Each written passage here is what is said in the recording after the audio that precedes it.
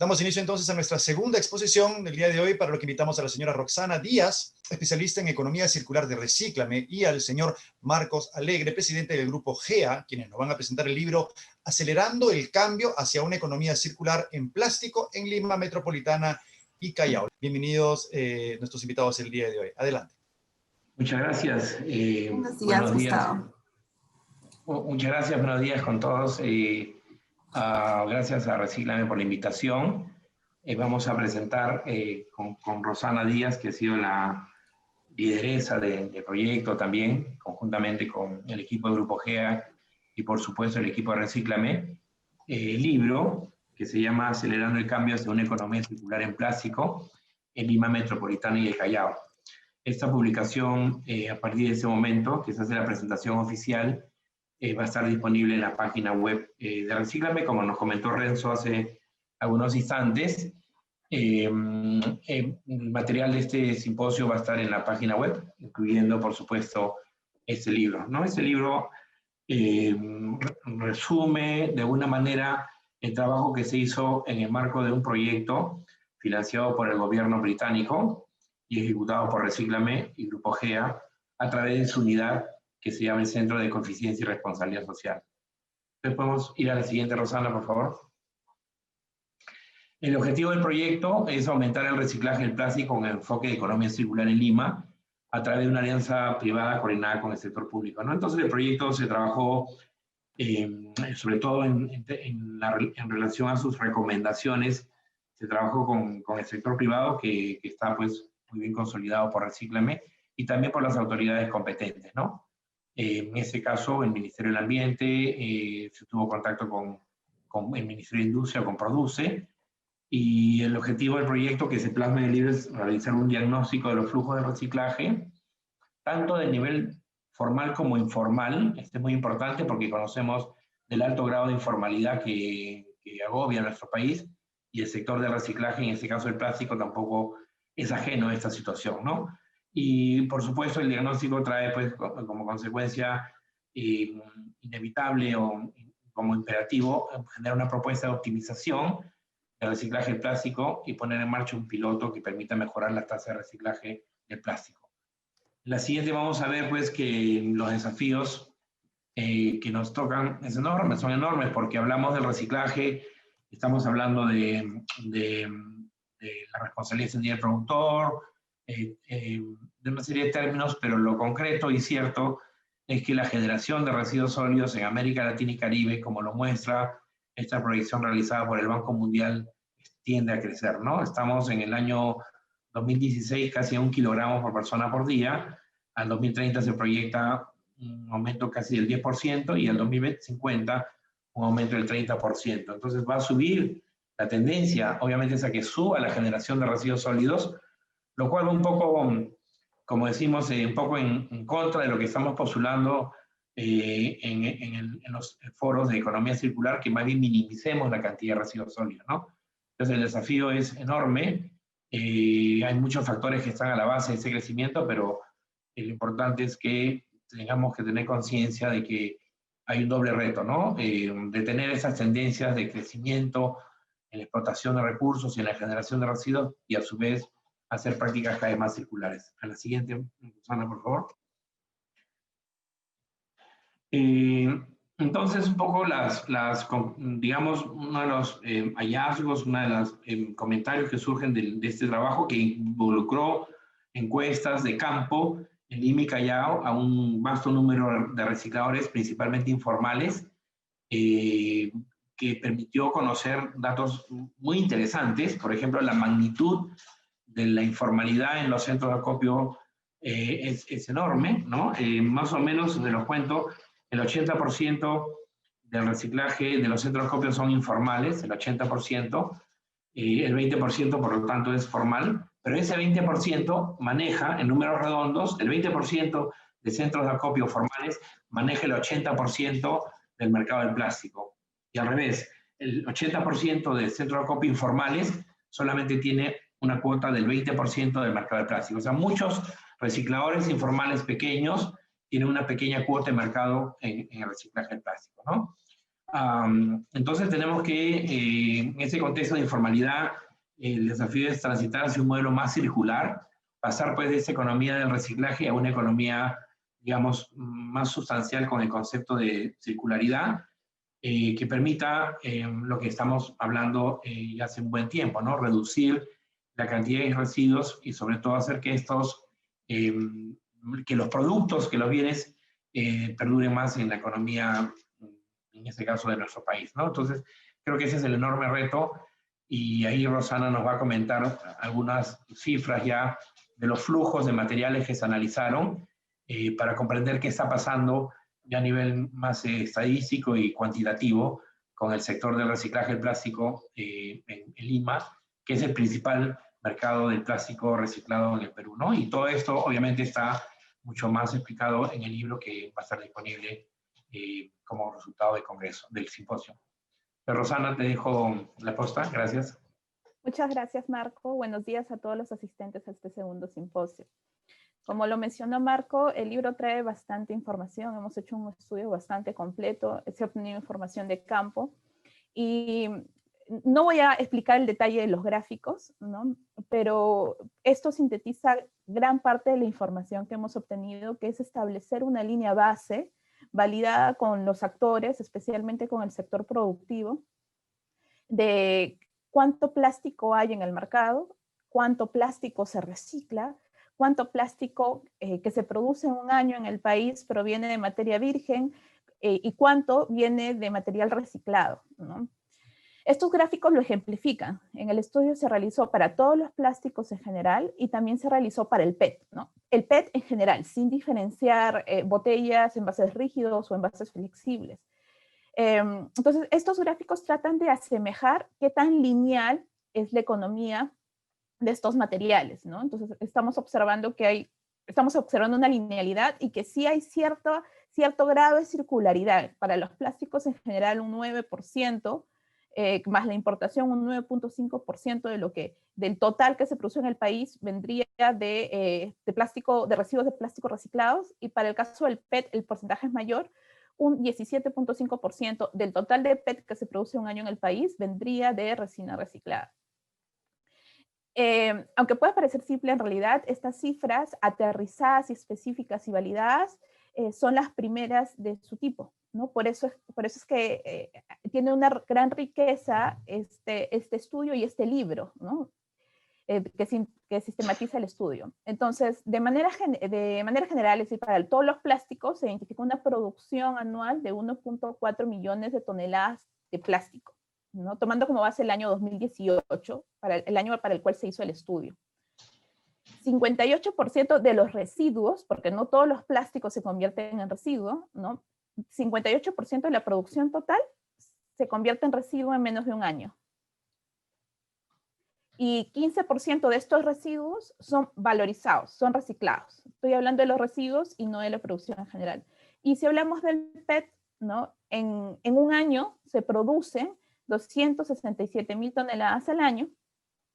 De estas 267.000 toneladas, el 72% se convierte en residuo en menos de un año, ¿no? Y de estos residuos, de esta fracción consumida, el 22% es reciclado, tomando como base solamente esta fracción y no el total.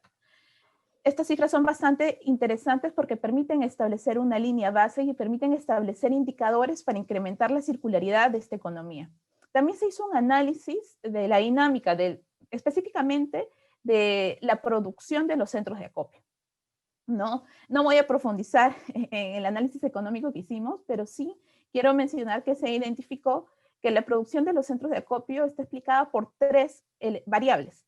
Las horas sombras trabajadas, los equipos y el grado de formalidad. Se identificó que la formalidad es una variable determinante que explica cuánto más puede producir un centro de acopio.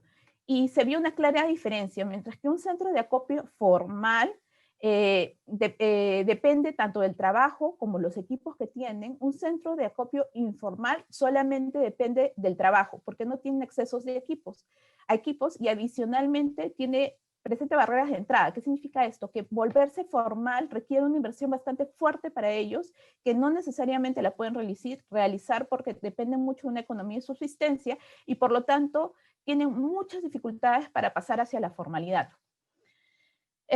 No voy a detenerme en explicar qué significa rendimientos crecientes a escala o decrecientes, ¿no? Pero sí quiero detenerme en explicar por qué es importante darnos cuenta que un centro de acopio formal tiene rendimientos crecientes a escala. Porque lo cierto es que cuando aparece este comportamiento, lo más ventajoso, si hacemos un análisis a nivel económico, lo más ventajoso es tener una única y gran empresa, ¿no? Que la existencia de muchas y pequeñas empresas. Entonces, eso tal vez les recordará al monopolio, ¿no? Podríamos estar hablando de un monopolio natural. Pero cuando esto sucede, podría haber también fijación de precios. Entonces, se identifica la necesidad de no solamente establecer estas empresas de mayor dimensión, sino también establecer un organismo de supervisión, ¿no? Que evite la fijación de precio. Aparte de esta modificación en la estructura de gestión de residuos sólidos que sale del análisis económico de estos resultados, pues se identifican una serie de elementos necesarios para optimizar el reciclaje. Y como mencionó Marco, el reciclaje es un elemento de la economía circular, de hecho el que menor valor aporta, pero es uno en el que se está avanzando en el Perú y que se debería establecer mejoras para seguir avanzando.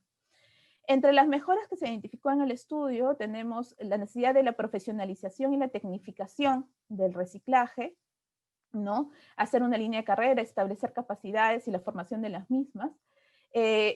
Hablamos de centros de acopio periféricos, respondiendo a este análisis económico que les mencionábamos anteriormente, con centros de acopios intermedios que tengan rutas optimizadas para poder hacer el traslado de los residuos.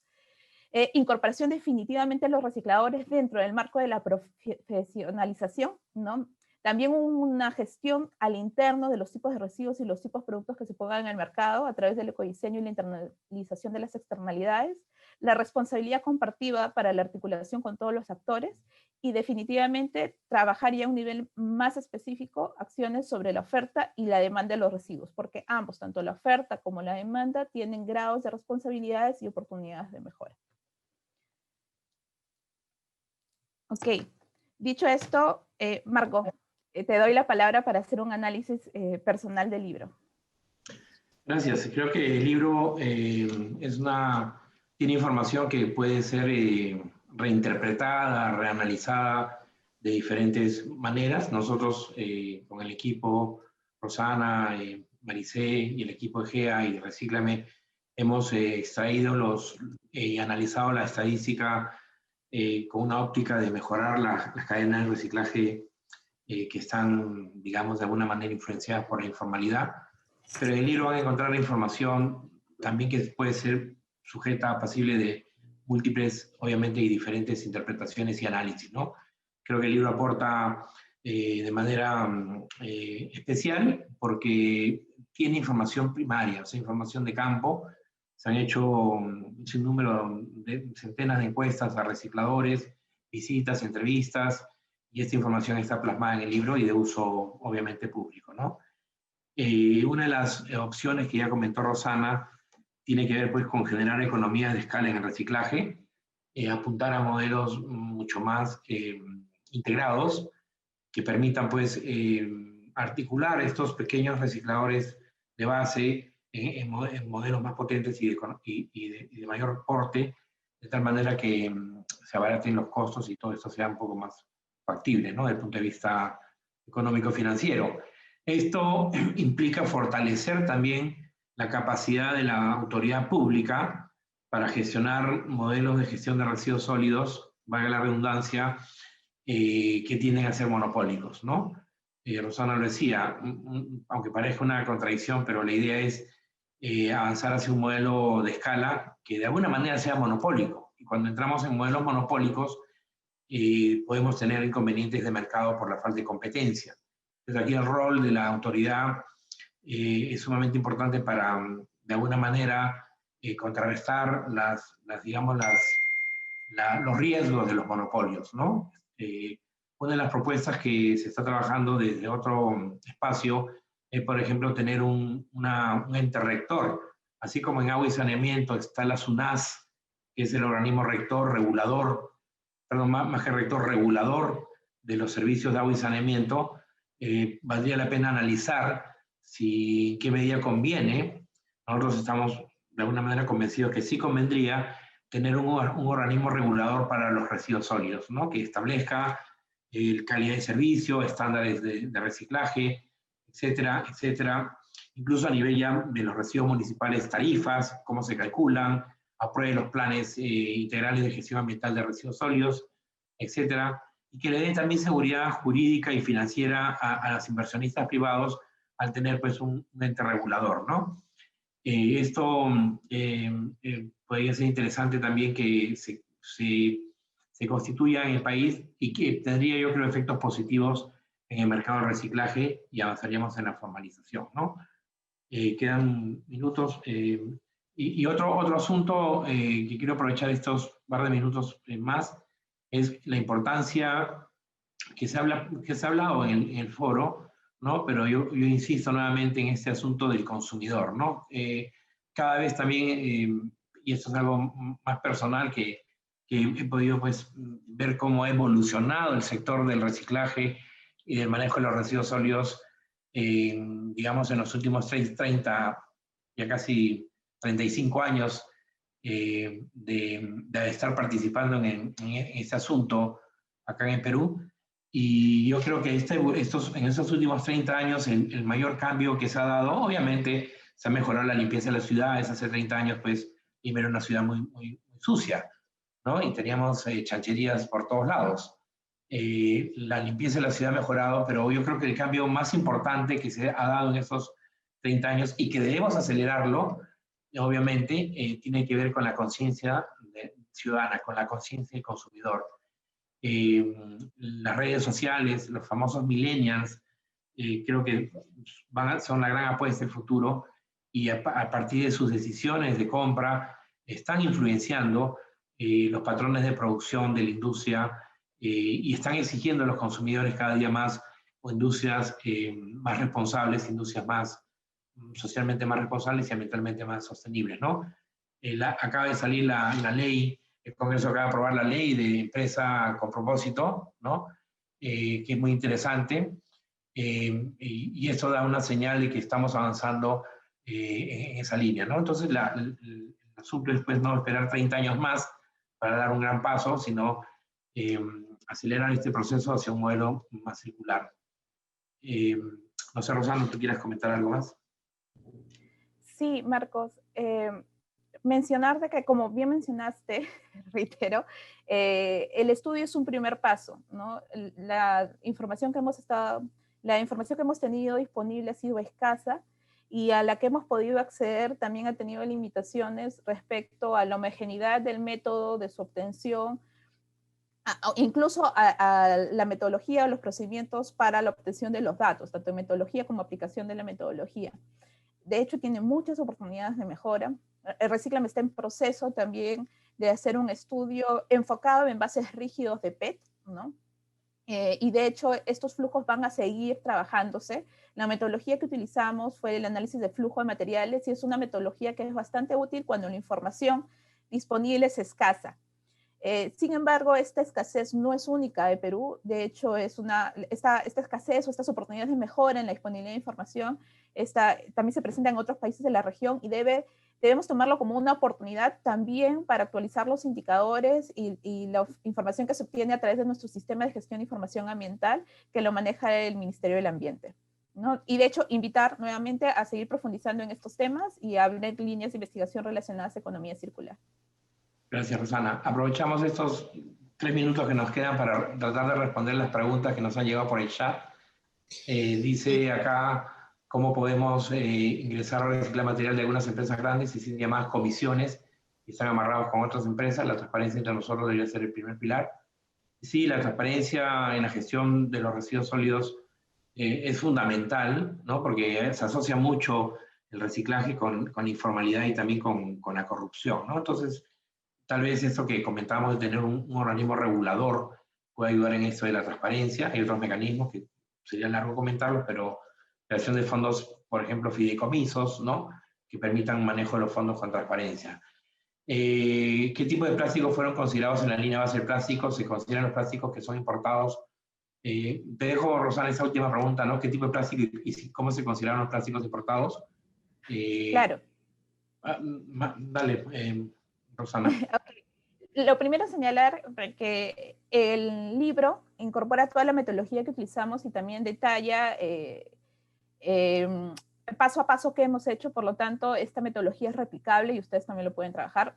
Dentro de ello se incorpora la información que hemos utilizado para poder hacer nuestros cálculos y eso incluye las subpartidas nacionales, ¿no? Porque tal vez no lo mencioné cuando vimos la diapositiva de los flujos, pero Perú no sintetiza plásticos o este tipo de polímeros, sino que los importa totalmente. Entonces, de alguna manera simplifica saber qué ingresa y qué sale.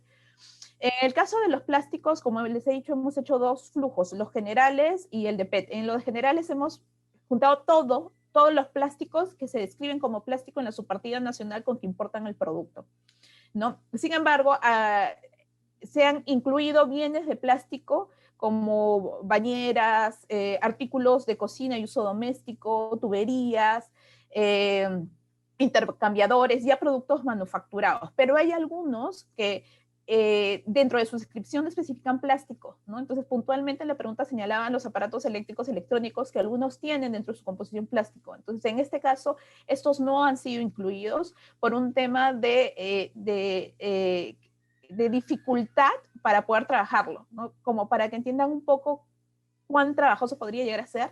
En el caso de Chile, donde se hizo un ejercicio similar, tuvieron que trabajar con un software para poder analizar el plástico que proviene con otros bienes que no tienen identificado plástico dentro de la subpartida nacional. Bueno, puntualmente para la pregunta, en este caso se han incluido para el general todos los tipos de polímeros, para PET solamente el PET, y en el caso de plásticos, las subpartidas que han sido incluidas y por lo tanto los bienes que están dentro de sus subpartidas los pueden revisar en nuestro libro, ¿no? Gracias. Y termino con esto. El libro va a estar disponible al terminar el simposio en la página web de Recíclame y en la página web de Grupo GEA, www.grupogea.org.pe. Bueno, googlean Grupo GEA y va a salir inmediatamente. Y ahí creo que tenemos varias de sus preguntas, van a estar, esperamos, respondidas, porque ya el libro en versión completa aborda varios de los temas que ustedes están consultando en este momento y ya nos ganó el tiempo. Entonces, tanto en la web de Recíclame como de Grupo GEA van a encontrar el libro en versión completa al final del simposio. Muchas gracias a Recíclame por la invitación.